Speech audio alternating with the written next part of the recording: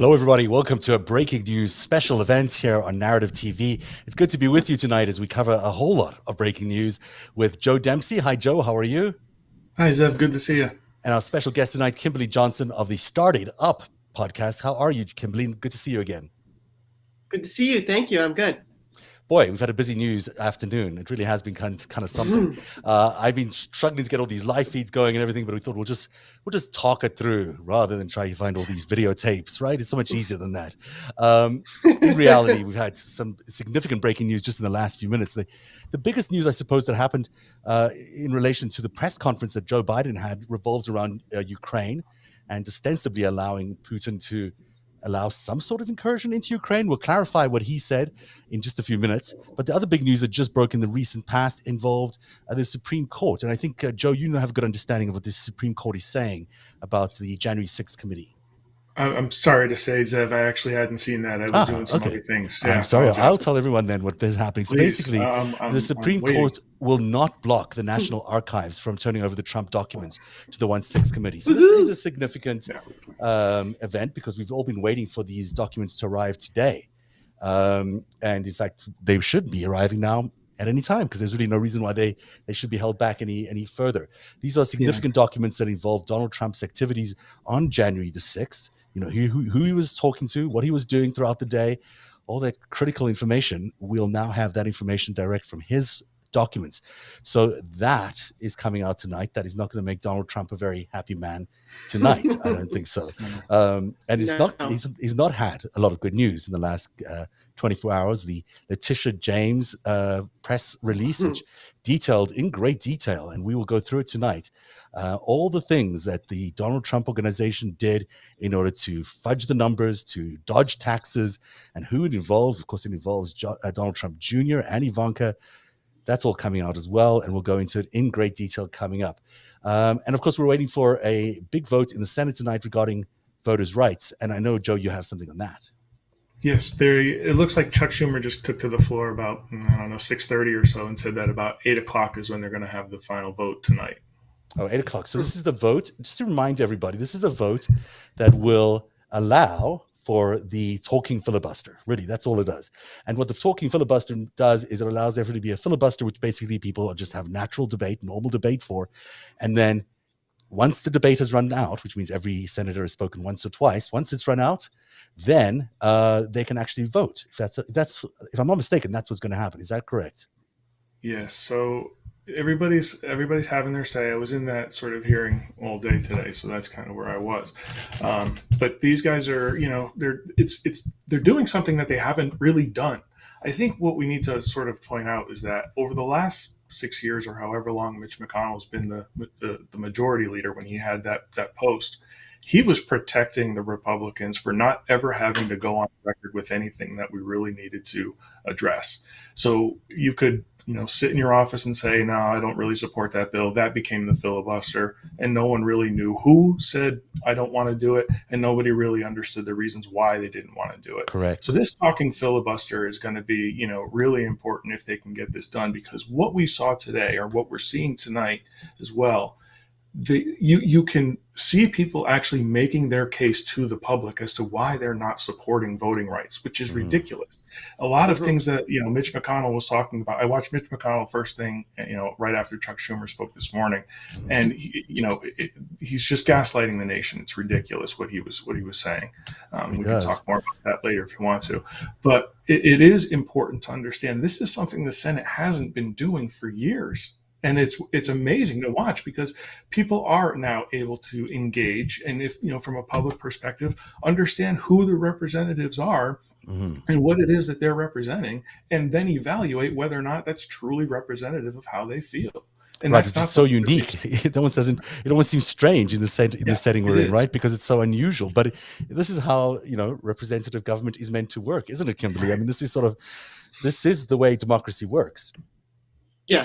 Yes, and it's the way it's supposed to work. Yeah. And, I think that this is our pretty much only hope here. If we can't get this with the talking filibuster, I don't know I don't even want to think about what's going to happen if that's the case. But yeah, I think, and it's extremely important that we do pass this because I know you're going to get into the Letitia James and all that, but there is So this is slightly different, but there's a lot of chatter online about Merrick Garland and the importance of indictments before the midterms. People are putting all this emphasis on, unless big names in Trumpco are indicted, that people are going to feel beaten down and not show up to vote in November, which I disagree with, because I don't think Merrick Garland has that power. I don't necessarily think an indictment is going to mean anything specific before the elections, but I just want to emphasize that even if we do see an indictment, if we don't pass voting rights and we don't save democracy, none of that will matter, because if the Republicans take over, they'll just pardon everybody and there will be no justice. Right. Yeah. It's interesting. I have to say that I think Joe Biden is a singularly impressive politician, but also one of the most remarkable presidents America has ever had. And you can't look at the incredible events of the last year and how much he's been able to do and look at it through the jaundiced eyes of Fox News or Newsmax or Mitch McConnell or any of the other Republicans. Because let's not forget that Donald Trump ended his term leaving America in a total mess. In a total chaotic mess. There was nothing to be said for America at that time. We were riddled with COVID. People were dying left, right, and center. There was no vaccination program. The economy was a mess. Yet no plan, none at all. And it was handed over to Joe Biden with very little cooperation. He was hiding details of what his administration had done or hadn't done in many cases. He was restricting access to the Pentagon. He was restricting access to important national security files. And then on top of that, the guy tries to attempt a coup on the way out the door. So Biden has become such an important figure. And the thing is, he's super conciliatory and he doesn't criticize people. And he's just working 24 hours a day, probably, trying to fix the mess that the GOP and the Donald Trump administration left behind. And people are criticizing this man for doing the most phenomenal job. Some people standing up in the middle of this press conference accusing him of not having, some sort of, now I'm losing mine, but of not being coherent or not being able to have cognitive abilities. I mean, of course he has cognitive abilities. He's running the superpower that's running the world. Of course he has them. He's fixing every single problem we've ever had, and he's fixing it all at the same time. We've never had a health crisis like this happen on top of an economic crisis like this, happening on top of a trade crisis like this, happening on top of a supply chain crisis like this. And he is just walking through this without any difficulty.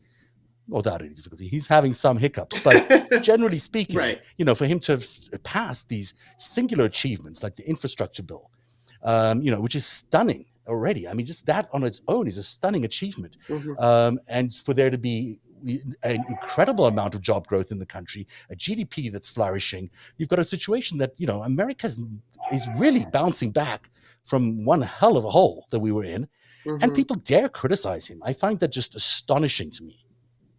I wonder if I can pick it up there. Yeah, well, I'd like to just point out, and this is obvious. Go ahead, Kimberly. Oh, go ahead.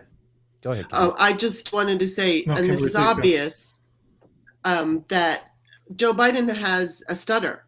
And so he's not a young man. That doesn't, because he's not young, doesn't mean that he has lost his cognitive abilities, but it's just like when people get older, they tend to talk a little bit differently. And then on top of it, he's got a stutter.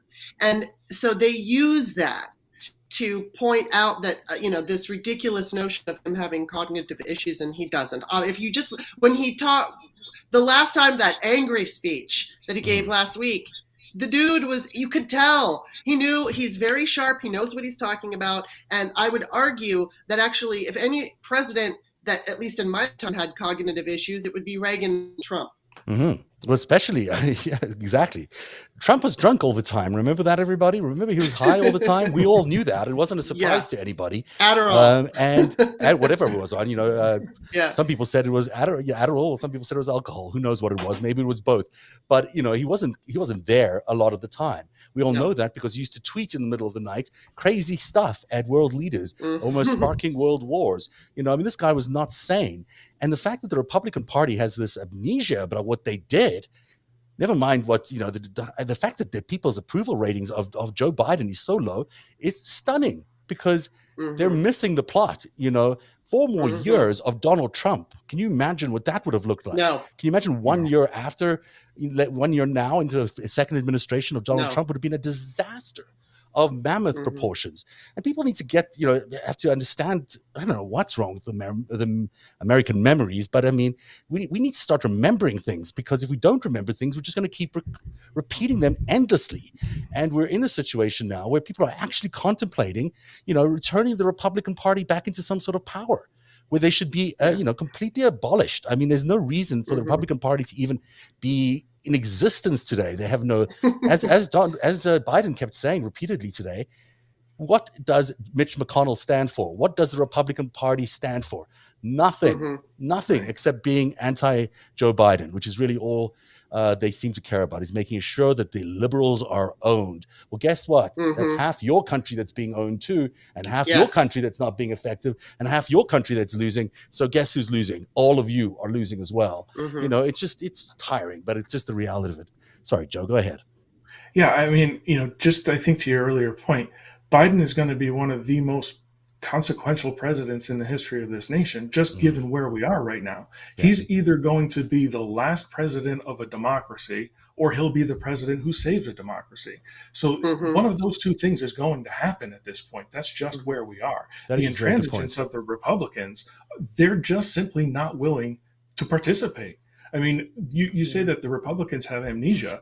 I don't know that it's amnesia. I think it's continuing their own narrative. They were saying that the guy who, Captain Covfefe was a genius and a super genius.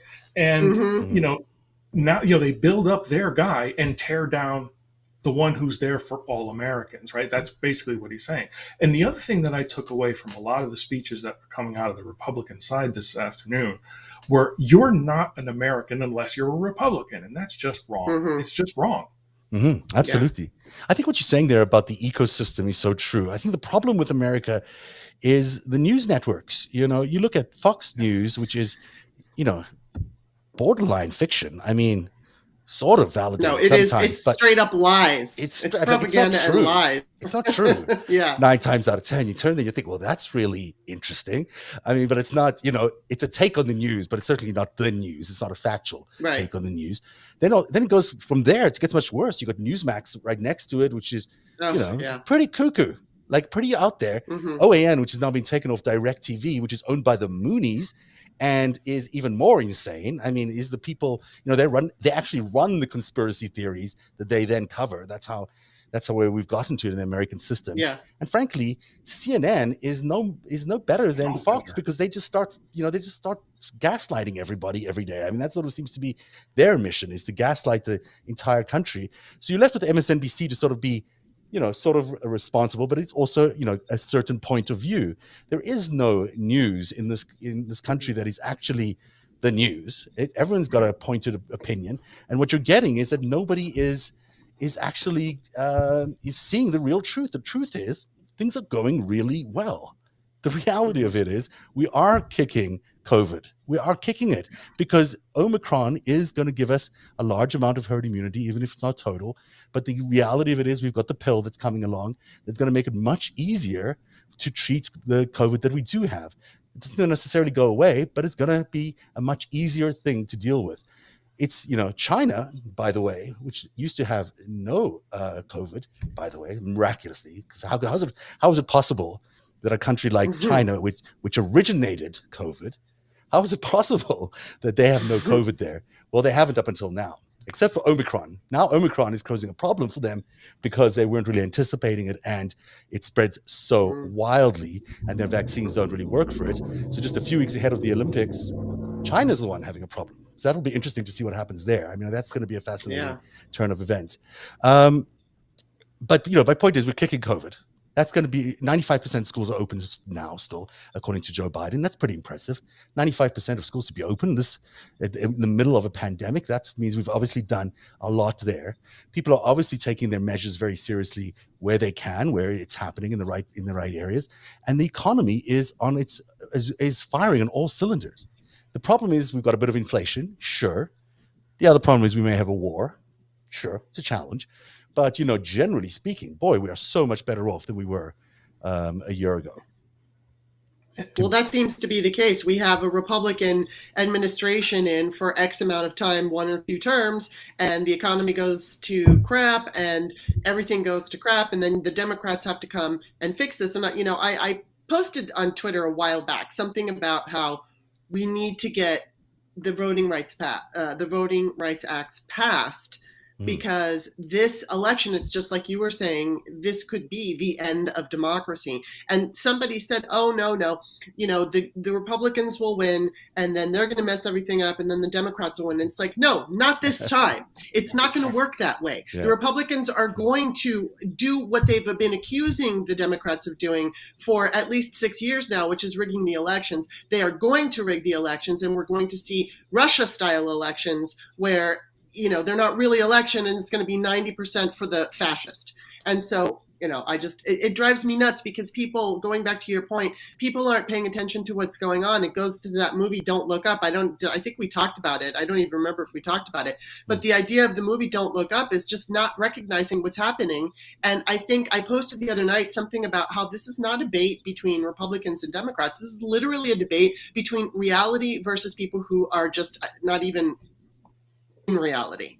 Yeah, people who deny reality, science deniers, and what's in front of your face deniers, and whatever it is that the Republicans are accusing the Democrats of doing, that's what the Republicans are doing. And then that's the argument that they say back to us. And it's maddening, and it's gaslighting. And I wish American people would wake up to it. Unfortunately, because we have Newsmax and OAN and these terrible, even CNN, Jeff Zucker is friends with Donald Trump. Yeah, of course. We no longer, thank you, Ronald Reagan, have the fairness doctrine, and we do have nightly news. But how many people are out there watching, NBC or ABC nightly news? And that's the closest thing you're going to get to straight news with no opinion. Well, especially because these news entities are owned by specific corporations, and most of these specific corporations have specific agendas, and they are not going to allow proper coverage of what's really going on. We saw it with Trump Russia. We saw that there was no real coverage of what really happened with Trump Russia. There's very little and very limited coverage of what happened on Jan 6. It's only because of outlets like this where we're pushing the boundaries and pushing every time we're on the air, further investigations onto Jan 6, that even MSNBC has picked up that mantle. But there's a lot that needs to be done in terms of making sure that we have a news system which is actually taking the news seriously and is not just spouting the opinions of their corporate headquarters, which I've been there. I mean, I know this is exactly what happens. I mean, they'll tell you what you can and can't report. And as a journalist, that's not a place I can be. But, a lot of people will take the $1 million salaries to be on, the CNN morning show and do the news the way Jeff Zucker wants them to do the news. I mean, I can't live with that, but some people can, and a lot of people do. But those people are not giving America a real picture of what's going on. I saw every single person standing there today at that press conference, and I was blown away by the negativity of the questions.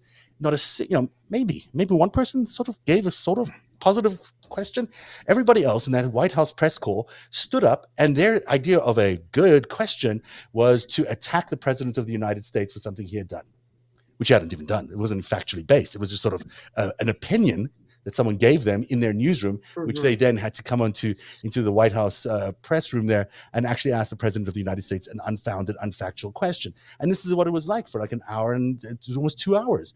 It was nonsensical accusations against the president of the United States, which in any other country would get you fired from your state-run news organization, frankly. Now, it's fine that we don't do that. We shouldn't do that. But on the other hand, people should at least consider that they're asking, this is only the second press conference of the entire administration, and they're not even asking him legitimate questions. They're just trying to play gotcha with him, which doesn't make you a good journalist. It just makes you one of them, just another typical right-wing, spokesperson or front person.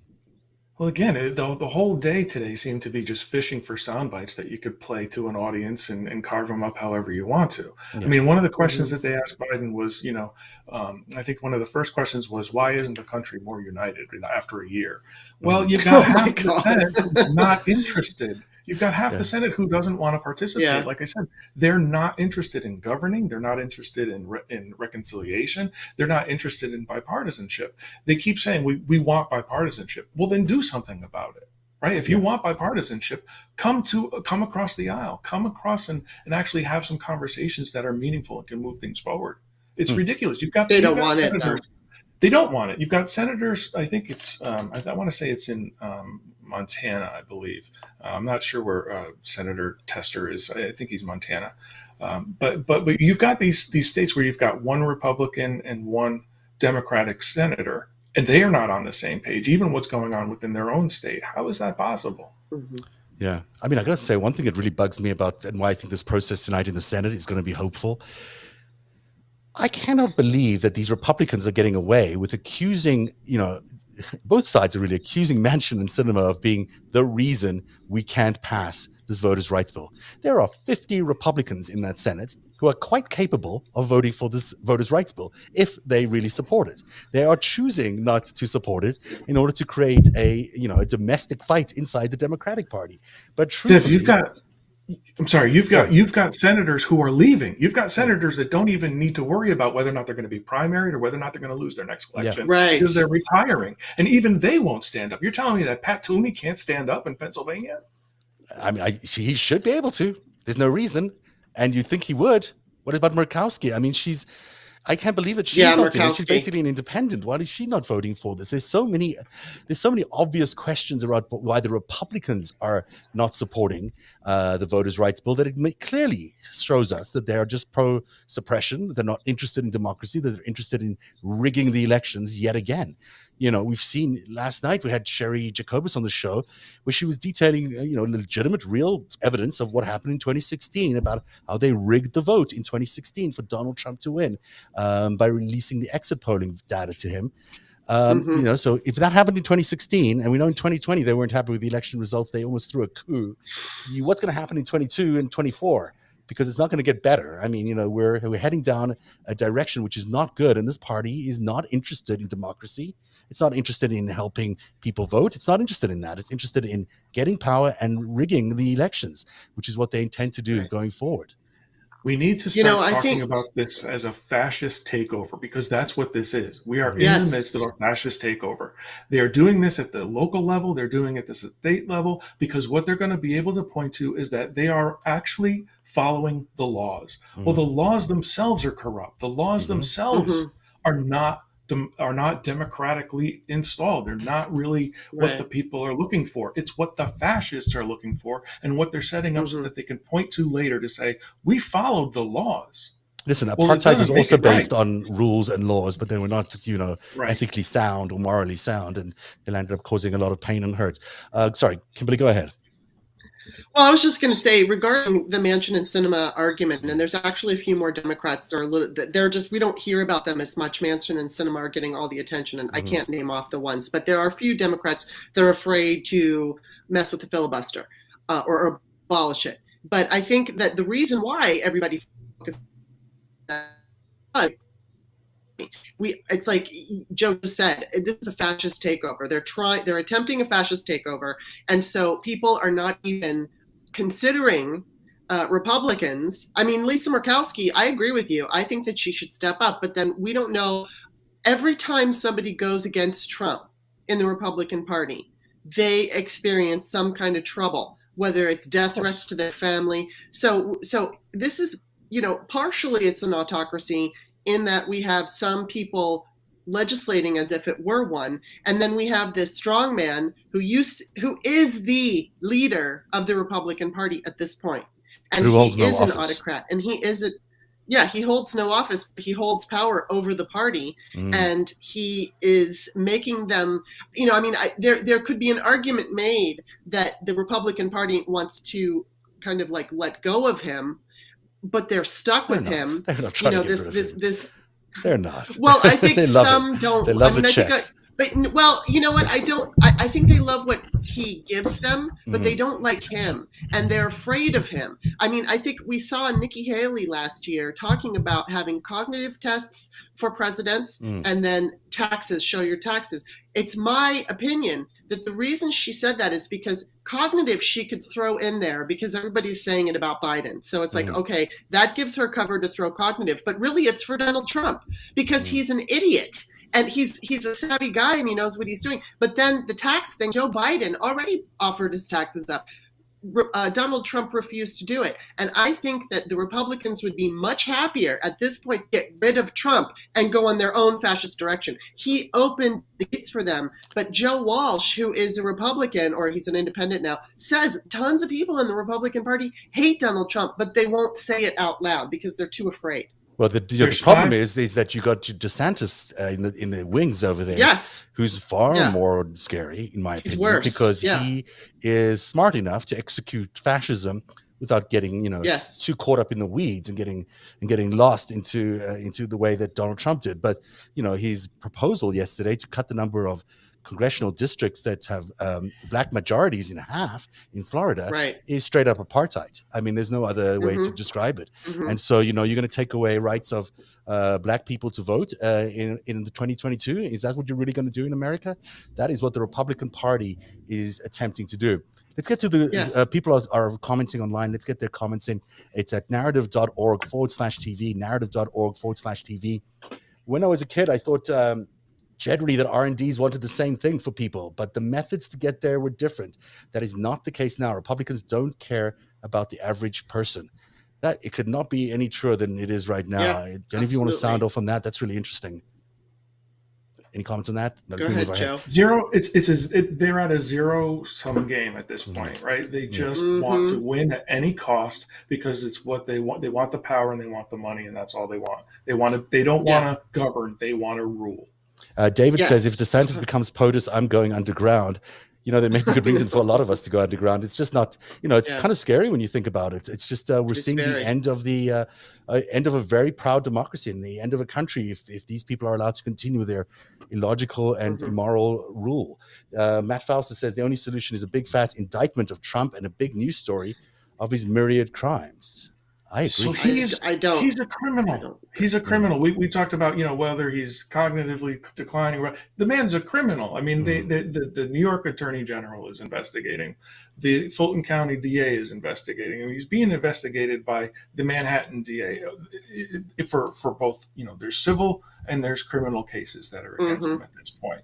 And I think we talk about it later, but Letitia James said in her document that it's pretty common for civil and criminal cases to move in parallel. So the fact that she even said that tells us there's a criminal case. There is a criminal case. And it's I think it's if there's a reason Donald Trump is not sleeping well tonight, it's because of Letitia James. I mean, there's just a lot of news going on there, and I want to get into that story as well. But let me just take a couple more comments. I'd like to just say about the comment about I think we will see indictments, but I don't think that is going to, as I said earlier, I don't think it's going to answer all the questions or be the savior for 2022. I think that mainly we need to get these voting right bills passed, and then we need enough people to get to the polls, because historically speaking, and unfortunately, I do think that this 2022, I think we're going to expect a bigger turnout than we saw in, say, 2014, but I don't know if it will be quite as big as 2018. And those indictments, and I'm not going to argue that they're necessary. I absolutely believe they're necessary, but I don't think they're as important as people think they are specifically for the 2022 elections, because we pass these voting rights, we could save democracy, and that big fat indictment might come in 23. So I don't want to just put this time frame on it to say that if it doesn't happen this year, it's never going to happen. President Biden's going to be there until 2024. So indictments could also come in 2024, and I don't care if I have to wait an extra year for it. I want democracy to be preserved more than anything. And Absolutely. At this point, we have to look back to our recent past, because we're not going to find a savior. There's nobody coming in on a white horse that's going to save us. Mueller didn't save us. The Senate Intelligence Report Volume 5 didn't save us. Nobody's going to save us but us. We have to vote. It's that simple. Yes. If we grow the majority in the Senate because Yes. we went and we voted, we are the people who are going to preserve democracy. It is only going to be up to us. If tonight fails and we don't get a talking filibuster, and then they don't pass voting rights, the fact is they're leaving it again up to us. They're abdicating that responsibility back to the people, and the people are going to have to pick up that mantle, and we are going to have to vote like we have never voted before. Yeah, but we shouldn't have to do that, to your point. I mean, the reality of it is we should be protecting people's rights to vote. I still believe, and I don't care how many strategists want to tell me otherwise, that the Republicans are going to win in November. I don't believe that they will win the House in November. I just can't believe it because it just defies logic, in my opinion. Even though I've seen the numbers, I've seen the districts. I don't think gerrymandering I just don't even want to bad. hear about the poll numbers. Yeah, I don't believe it. Yeah, exactly. Poll numbers are very wrong these days. By the way, some other things that Joe Biden said today he said about COVID, the job is not yet done. I thought that was a good positioning. In terms of inflation, he said the U.S. economy can beat inflation, but it needs to be more productive, which is a good point. And he's introduced lots of measures to make it more productive. In terms of Build Back Better, he says he's going to prioritize some of those, especially the energy and climate change pieces, and get those passed first up. It doesn't look like child care credits are going to get passed. The supply chain, he says we have to become self-reliant, and he's doing that particularly on computer chips. He says the solution to fixing inflation, for example, in cars, which is a third of our increases in terms of inflation, is getting computer chips. And the computer chip supply chain is being disrupted because of COVID. He says we're going to make computer chips at home and become self-reliant. That's a good strategy there. And on Russia, Ukraine, yes, they're the worst sanctions he's ever faced if Putin invades Ukraine. But he did leave the door open for a little incursion. I don't know what that means. I suspect it could mean the Russian parts of Ukraine, like the Donbass, but we'll see how far that goes. And he did say that he brought gas prices down with China and India and all those others in the last few weeks. He was able to bring gas prices down. And I believe he did. They were 15 cents lower, I think, than they were when he first started that initiative, when prices started to climb. So if you haven't seen the press conference, I thought it was brilliantly done. And Joe Biden is not exactly lightning on TV or anywhere else. He's not the world's greatest speaker. It's okay. We don't need a president that's the greatest speaker. It's fine if he is. It's awesome, if he could. But if that's his weak point, that's fine. As long as he governs well and produces what the American people need, that's perfectly okay. Let's listen to what Letitia James is doing. Let's take a look at what Letitia James is doing. Because this woman is out for the Trumps. I mean, she really, really is. And it's and she's not going after just Donald Trump Senior. She's going after Junior, and she's going after Ivanka, which personally I couldn't be happier about. I know. There's Letitia James on the right. I mean, God bless this woman for everything she's putting in here. And there's some irony, I guess, in the fact that a black woman prosecutor is going to be taking down Donald Trump. I don't mind that irony. It's so delicious. At all. So I'm going to have a little bit of glee while I think about that. Now, basically what she's saying is that the Trumps have been kind of habitually overinflating the value of their properties. That might seem to you like, so what? We all kind of overrate, say our properties are worth more or whatever. Not so Donald Trump. I mean, he really overinflates the prices that he thinks he's going to get or the value of their properties. And then he borrows against that, you see, to buy other things. And that's how he becomes a billionaire, by being basically a large borrower based on inflated assets. That's not legal. It's not. You can't do that, Mr. Trump. Nor can you declare that to the IRS, because guess what? They're going to say that you're not paying your taxes. And if you remember, it's not the first time a mobster has gone down for not paying his taxes. Yep. So it's one way to get at someone, that's for sure.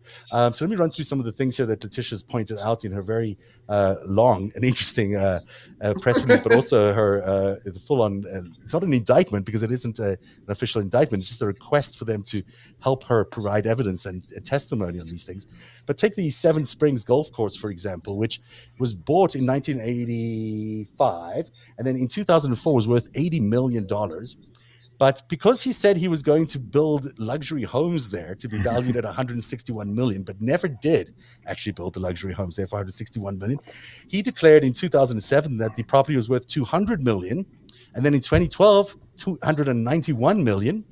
And then in 2016, as he was becoming president, he realizes, I better put that down to 54 million, which is probably closer to the actual cost, because he knew he was going to get audited. I mean, this guy has been inflating the value of this property by 200 million or so. That is a significant amount of money. And he can't do that because, of course, you're paying taxes on these things. And he's estimated when he paid taxes, he's estimating them at a far lower value. Then he's in 2012, he bought the Trump Tower triplex, which is the place he lives in at the top floor of the Trump Tower, if he still has it. I don't think he does. He originally valued it at 127 million, which is obviously ridiculous. But then in 2015, he values it at 327 million. Also in 2016, 327 million. But that's because he estimated that the actual square foot of the place, or the footage of the place, was 30,000 square feet instead of 10,000 square feet. His own CFO says, yes, they overstated the amount by give or take $200 million. So just two instances there where they've done $400 million of swindling. And Weisselberg is out there obviously saying, yeah, that's what they did. It was just $200 million, $200 million.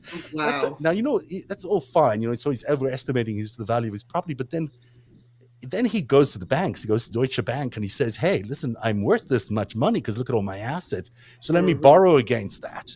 And then let me buy something else. And this is the thing he does endlessly and endlessly. And clearly, he's been caught. I mean, there's no doubt about it that Letitia James is pointing out in this very detailed document, she has the goods. Weisselberg is obviously singing. So, it doesn't look good for Donald Trump. That's funny because I heard Weisselberg wasn't going to sing, but maybe he is. And regardless, either way, I think I'm hoping what happens, and I said this on the Daily Beans, which I think is going to come out tomorrow. But, we've been conditioned to be disappointed, even though we have been, we again, in 2018, we saw Democratic wins. Joe Biden in 2020. So we have had some wins along the way. But ever since 2015, there's been so many crushing disappointments, so many things to make us feel hopeless. And as we look at the Republican Party right now, obviously they're terrifying. But I think that this particular, between the two, the criminal and the civil suits against these Trumps, I think we're going to see real action on them this year. And I think what that's going to do, because if we were to get like a 1-6 or even an obstruction indictment, I think it would make our side, and when I say our side, I don't just mean Democrats, I mean sane Americans who want democracy. Yeah. I think it will make our side feel like we've got some power, and it will go a very long way. It will help us, lift us to the polls. It will lift our spirits. It will make us feel like, okay, we're actually seeing some justice. And, I think we're absolutely going to see something coming out of New York. There's a decent, I think, possibility that something maybe with the Georgia lawsuit. Yeah. I don't know about that. With Letitia James, we know that she's serious and she does not mess around. So I do think it's going to give us hope. Now, she's the attorney general. She does civil lawsuits in New York, but she's working with a DA who's new.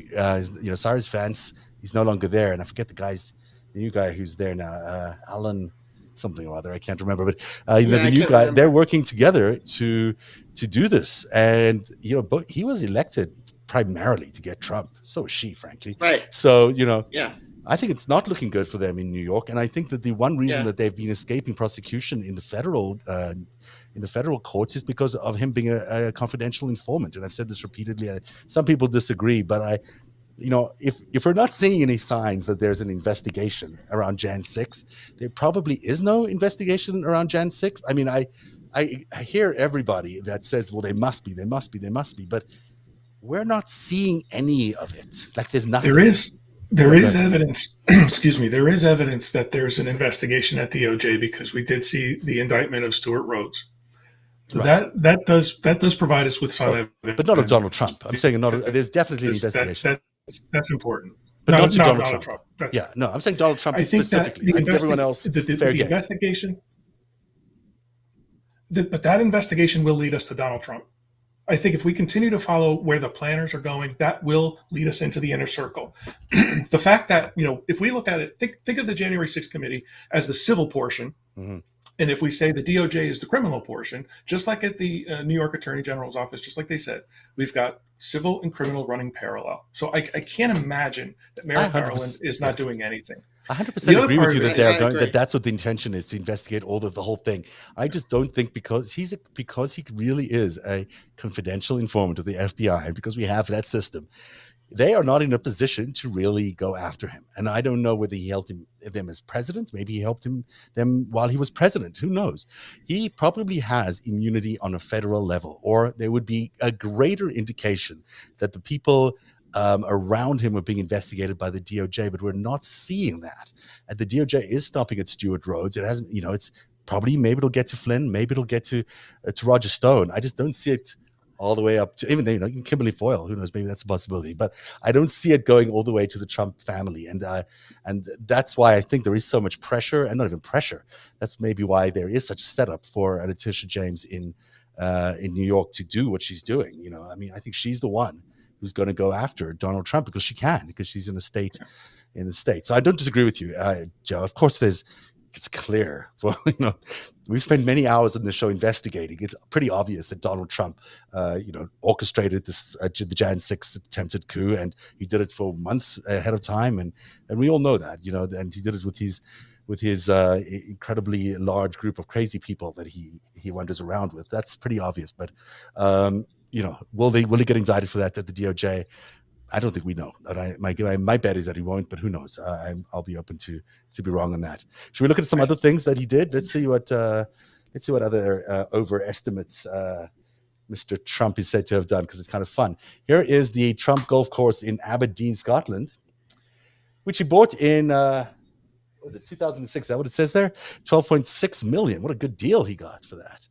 And somehow he assumed that they were going to be able to build 2,500 luxury homes there. Of course, it's not actually zoned for 2,500 luxury homes. It's only approved for 1,500 apartments, small apartments.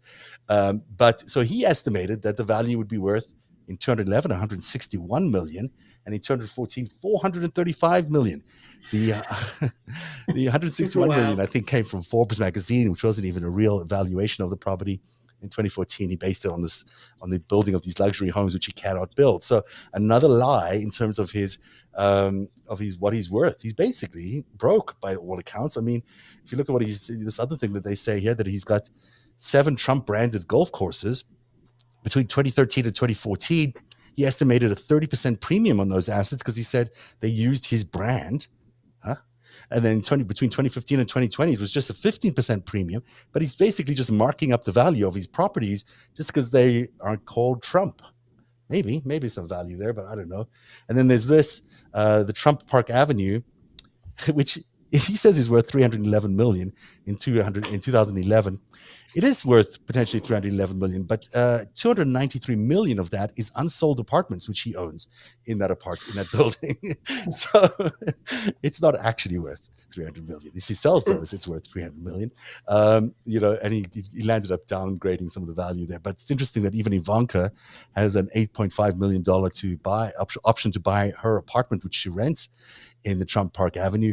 And on paper, that's valued at $25 million. So even she is aware of this little scheme that he's running, and she's part of the scheme, which I'm sure the Attorney General must know and think about a lot. Finally, 40 Wall Street, bought for $601 million in 2010. This is interesting because Mr. Trump, listen to this, under Mr. Weisselberg's leadership, began working with his son, Jack Weisselberg, who was director at Ladder Capital, to refinance the $160 million mortgage on this property. So now working for Ladder Capital, the same Cushman and Wakefield team that performed the initial 2010-2012 appraisals value the building at $550 million, which is a lot more than the original, I think it was $250 million it was initially appraised for. While OAG has obtained evidence that the 2010 appraisal did not reflect a good faith assessment of value, using demonstrably incorrect facts and aggressive assumptions. Basically, this is, I think, super significant because it means that they may have Weisselberg's son actually maybe caught up in all of this, and maybe that's why Weisselberg is singing a little bit more about what's going on, because it seems he might be implicated in that little scheme. At the end of the day, 40 Wall Street is now estimated by the Trump organization at $700 million, which is far, far more than it's worth. Kimberly, that is a whole lot of criming going on. It feels to me like a whole lot of Yes, it criming. is. It certainly is. But, I kind of want to go back to the idea about Trump being an informant, which he very well could be. And I'm not going to say that he is or isn't, but that's a rumor that we've heard. I've never heard that verified in any way, whether it was you had a source or not. Regardless, and I don't know what's going to happen with Donald Trump in 1/6. I would say the safest bet is that he's probably not going to be indicted for that particular event, just because of who he is and the history of our country and the history of who has, gotten in trouble for certain crimes that they've done. But I do think and this is a guess, and I'm not a fangirl of Garland.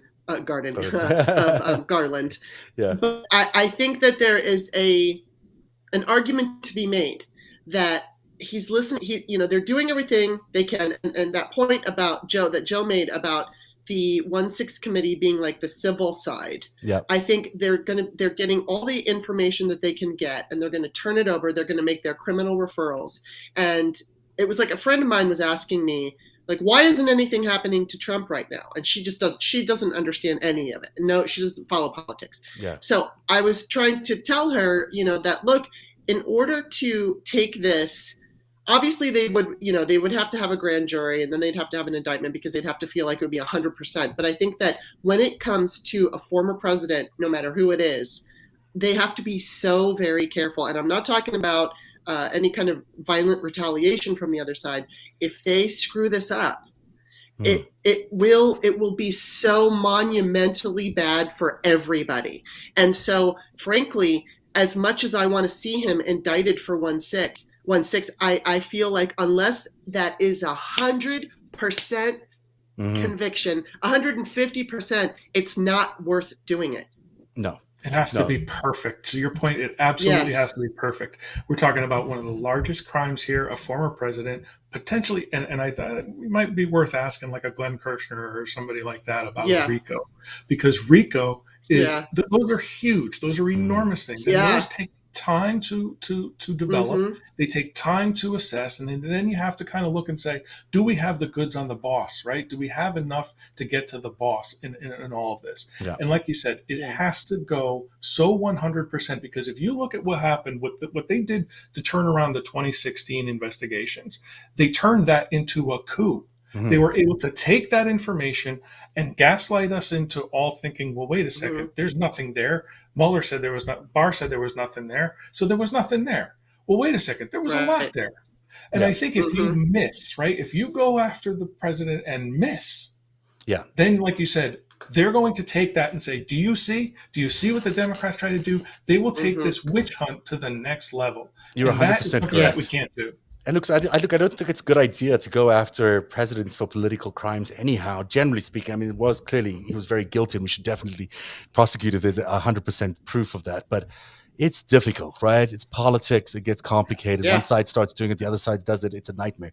But on these other crimes where he's clearly swindled the government for millions and millions of dollars, and his family is just a corrupt entity. They're basically just a mob family laundering money for the Russians and whomever, and then also lying about their value. I mean, their assets. It's that absolutely fair game. Go after him as much as possible. We should have known this information. Had he disclosed his information correctly and accurately beforehand, we would have known this, and he would never have been president. But certainly that he kept it secret, and now we're finding it out. Absolutely, go for it. And, it goes down to his whole family. Absolutely. To your point about political prosecutions, right? I mean, you look, and he was impeached twice, right? So the House impeached him twice.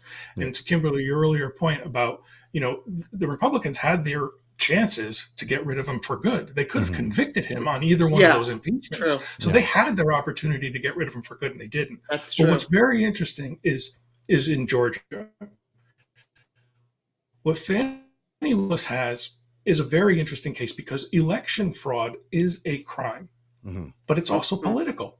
He was politically trying to retain power, but committing a crime in attempting to do so. So now you have this convergence of, is it really political or is it a crime? So if there are election fraud laws that are on the books in Georgia, then he has to be prosecuted for those, because he can't be impeached for them. He's not the president. Yeah, I think Florida Right. may be a different case. I think it might be a clearer case. I think the problem with Jan 6 is it's going to come down to what he said, and what he said, and it's going to land up being very, very Yeah. confounding and confusing unless there's actual tapes.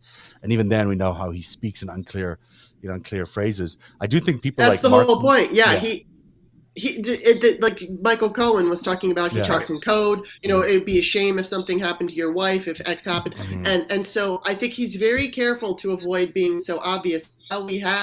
We all know what happened, but Yeah. taking that, and that's what I told my friend, taking that to a court of law Mhm. and successfully presenting that, because there's one thing to see it happen and understand what's going on, but in a court of law, there's certain loopholes and rules. I mean, we saw it with Cosby. Mhm. So it's like somebody can be as guilty AF and still walk away. Yeah. And again, that cannot happen. And he's savvy enough that'll to be hide next. himself. I mean, he just is. And you could basically, they don't have very much, as far as I can tell. There's not that much more other than a few phone calls, but who knows? Maybe they've got the transcripts of those phone calls. Maybe, yeah. I will say that Mark Meadows, I don't know. Mark Meadows looks to me like a Yeah. very vulnerable guy right now, because he does, seems to be in the middle of all of this, in a way that Trump is actually not. I mean, Trump's at one stage removed, but we saw yesterday with the Epstein subpoena letter, and that's interesting. And Joe, you pointed out that he's on the list there as being responsible for media relations. Yes. Yeah. I mean, those kinds of people, when you've got a committee like that set up and a war room and Meadows organizing and orchestrating all of this, he looks like he's in a little bit of trouble. Certainly Michael Flynn is in a lot of trouble. If he doesn't get arrested, then we have a problem. And I want to read this real quick. Alison Gill of Mueller wrote just a few minutes ago. Just occurred to me, the SCOTUS ruling may remove any last shred of doubt about privilege claims and could clear the way for DOJ to indict Meadows, since he, as chief of staff, would have stronger privilege claim than Bannon did. So that was her take. I thought it was just it is really interesting, and I'm wondering if this is what they've been waiting for. If the grand jury has not moved forward on the ruling around his, contempt of Congress charge, because maybe they've been waiting to see what SCOTUS is going to rule. Now that SCOTUS has ruled this, it's kind of, he really is in contempt. He really is in contempt if he doesn't show up now. They've got a SCOTUS ruling that says you've got to do it. If he doesn't show up, and he is guilty AF, as you point out, that is not a good time to be Mark Meadows. So good point to Alison Gill on the from Mueller, she wrote. We have a few more minutes left here. Joe, go ahead. That is, so Mueller, she wrote, put out a thread today on the New York AG information, and it's required reading, absolutely required reading. I think she did it in 3 parts, and it just goes through every little bit of everything we all need to know. It's everything that we need to be aware of. It's required reading. What is she? What's the up? So if I'm not going to read it right now, what's the take on it? What that she has? Or is it too much to summarize? Okay. Yeah, it's too much to summarize, because, like I said, she had to do it sort of in 3 different parts because it's that long. I think it was a 115-page document.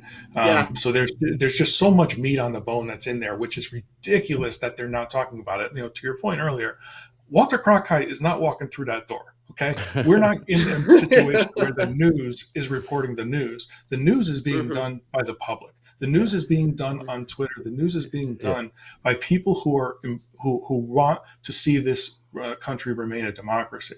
So following, people like Mueller, she wrote, and understanding and seeing it how it's laid out in such simplistic, real talk language that everybody can understand.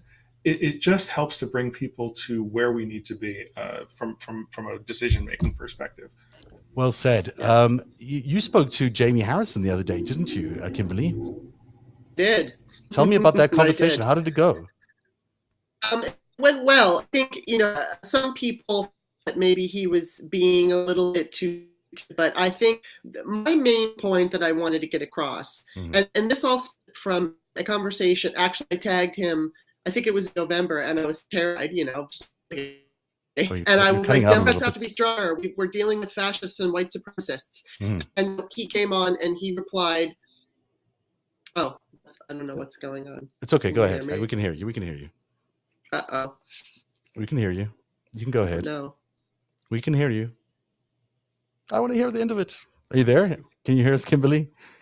Are you there, Kimberly? Uh-oh. Okay, I guess Kimberly will rejoin us if she can.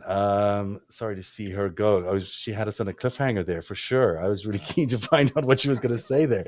Oh well, Kimberly, come back if you can. We'd really want to talk to you, and hopefully hear the end of that. Jamie Harrison was good to come on her show, which is the Start Me Up podcast. And you can get it to hear that on her Patreon, which I think is Start Me Up Pod, if I'm not mistaken.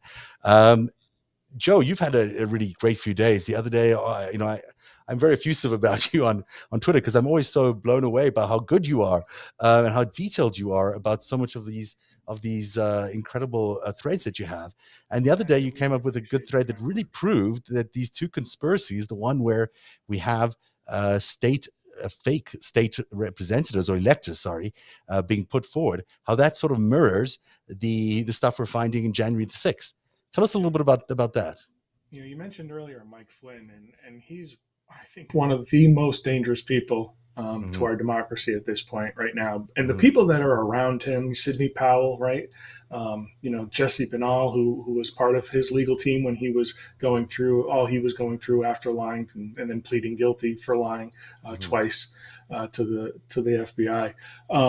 What happened was, we saw that there was these 7 false electors, in 7 states. And I started to wonder, like, okay, who are these people and what is their background? Obviously thinking that, they're high up Republican operatives or, people who are engaged in Republican politics, which, was exactly what I expected to find.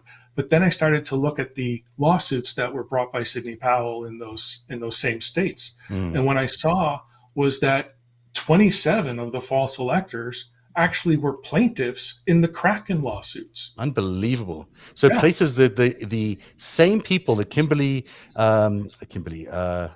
Sidney Powell was using as her plaintiffs. It makes her connected to all those false slate of electors. Absolutely. Unbelievable. And what's even worse is there's again, there's there's not just this the Kraken lawsuits, but there was defamation that was occurring on the part of Dominion voting systems. And not only that, but employees of Dominion voting systems. So there's a whole case that's going on right now. Rudy Giuliani was deposed in it. Sidney Powell was deposed in the case.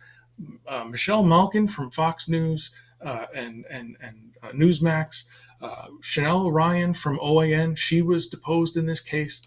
All of these people. Oh, absolutely. So that's a whole bunch of well-known people. It's a whole lot of well-known people. And when you see what they're saying in these depositions, it really tells the story of everything. It's really like a parallel track of exactly what was going on during the Sidney Powell Kraken cases. They were looking for affidavits. They were looking for the data, right? So there was a portion of Mike Flynn's team that was looking for information, looking at the voting data, and they were looking to tell a story. And what ends up happening is they get this story about this guy from Dominion Voting Systems who was on a quote unquote Antifa call prior, in September. And they said on that call, don't worry, Trump's not going to win. I made sure of that. And they were an employee of Dominion. Now, whether or not that's true is still yet to be determined. This is what's happening. But right now, there's a case about the person who was on that call. His name is Eric Coomer. And that person is suing Donald Trump and Rudy Giuliani and Sidney Powell and all these others for defamation because of the lies that were told about the election itself, saying that it was really him that was the main culprit as to why these voting machines and why everything was wrong. So they're suing him? He's suing them. He's suing them. Yeah, that makes sense. Yeah, correct, for defamation. That's where the $1 billion lawsuits come in, right? And that's where Fox News could also be in real trouble as well. Right. Well, I will say that they will be in real trouble if what's going on in these depositions are accurate, because it looks as though information was sent. Go ahead. No, please go ahead. Oh, okay. In this, it looks like information was solicited by Sidney Powell. Sidney Powell says, "I want to get there's a specific affidavit that she was interested in getting, and it was based on who was on that phone call." And they want that information. That information then that affidavit became the cornerstone of these Kraken lawsuits. Mm-hmm. So the big lie is predicated on what potentially could be a little lie as to whether or not this call even, had this person on it, and whether or not that person, had anything to do with the voting machines. Wow. That's going to be really interesting. Look, I think that it's high time that the Fox News ecosystem, the Newsmax ecosystem, even Facebook, there are too many instruments of propaganda and disinformation in America that are changing the American landscape for the worse and certainly poisoning our political system. These have to be removed. I mean, there's no other way to get at them. They just have to be removed. Fox News is not going to get any better. It's still going to spew lies. And if they do, we'll be in many more lawsuits, but they can probably afford to pay them. We really need to move towards a more truthful news environment. And it doesn't have to be, policed in that way. It doesn't have to be, but we can't have foreign propaganda outlets like OAN and Newsmax and basically Fox News, which is foreign propaganda, or even Facebook. Who knows who really owns and runs Facebook? Because it gets more interesting every day when we're investigating it. Yeah. It's absolutely important we reform our information channels and get those things sorted out. I think Kimberley might be back just on the on her. Oh, there she is. I can see your room. You're on the wrong camera, but it's nice to see you. You flip the camera around, we'll see you properly. Can you try your other camera, Kimberley? Because I see your front end camera, not your back end. Well, I really want to hear the end of the story. That's the thing. And Zed, I just want to apologize. I don't want to, sort of go on this tangent sort of at the end of the show here without a lot of information. So I will tweet what I put together in a thread about that entire ordeal. Oh, great. Put it right underneath this feed. It'll be great for everyone to read. Let me try one more time with Kimberley. And if we don't, we don't. But let's try. Are you there, Kimberley? Are you there? Hello? I don't hear you. You can hear us. I don't think I can. You're on the air, but I can't hear you. So, hello. We are going to have Kimberley back another time to figure out exactly what she said to Jamie Harrison, or Jamie Harrison said to her. Or better still, you can go right now to her podcast, which is amazing, and I really recommend it. It's called the Start Me Up podcast. And she interviews Jamie Harrison on her most recent podcast. I'll put that in the replies below this feed as well. And it's DNC chairman Jamie Harrison talking about the need to be hopeful while at the same time taking a cue from the right and using fear as a motivator. Fear is a good motivator. I agree. Should we try Kimberley one more time? I don't think I can hear you, Kimberley, because I can't see any bars going when you're talking. I can try one more time because, as someone just pointed out, it's artisanal broadcasting. It is that. Are you there, Kimberley? Hello? No luck. Oh, I can hear you. I think you're there. Hello, Kimberley. Can you hear us? No.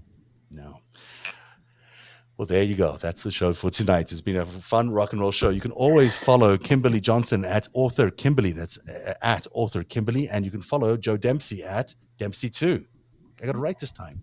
Now, people should be watching for the next hour, because at 8 o'clock, wherever your TVs are, they should be looking at the Senate, because who knows if there'll be a surprise there as they vote to perhaps change the rules to allow for a talking filibuster. And the talking filibuster might allow for voters' rights bills to be finally passed if they can get through the talking filibuster. Kimberley, I can tell right now, if you say something. Count to 3 or 4 or 5 for me. I don't have feed from you. I don't have audio from you. I have everything but audio, which is, I can show you, but no audio. No audio. Although, wait, I can hear you. Kimberley, can you hear us? Artisanal broadcasting. I love the term. Kimberley, one last chance. Are you there? No, she's gone. Okay. That is the show for tonight. Thank you for being here on Narativ. We will be back Friday night with the after show with Greg Oliar will be back. That'll be nice to see him. And who else is going to be here? Rachel Bitterkofer is going to be here as well. So that'll be fun. Friday on the after show. We'll see you then.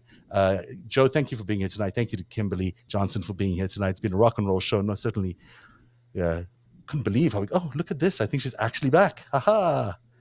The extended version of the show. We're going longer just for you. I mean, I was so frustrating. I know, for us too, because we really want to hear what Jamie Harrison said to you.